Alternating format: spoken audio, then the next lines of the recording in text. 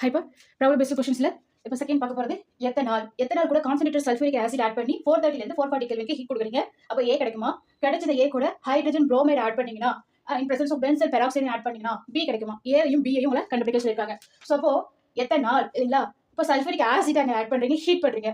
இப்போ ஹீட் பண்ணாலே என்ன வாட்டர் மாலிகுல் வெளில போயிடும் இல்லையா? ஸோ அப்போ இதில் இருக்க OH குரூப் இருக்க ஹைட்ரஜன் கூட சேர்ந்து அதாவது CH3 CH2 OH இதோட கான்சன்ட்ரேட்டட் சல்ஃபூரிக் ஆசிட் ஆட் பண்ணுறீங்க ப்ளஸ் ஹீட்டிங் கொடுக்குறீங்க சரிங்களா? 430 440 இருக்கு. ஸோ அப்போ இருக்க ஹைட்ரஜன் OH சேர்ந்து H2 ரிமூவ் ஆயிடுது. ரிமைனிங் இருக்கிறது இங்கே CH2 இருக்குமா? CH2 டபுள் பாண்டு CH2 ஓகேவா?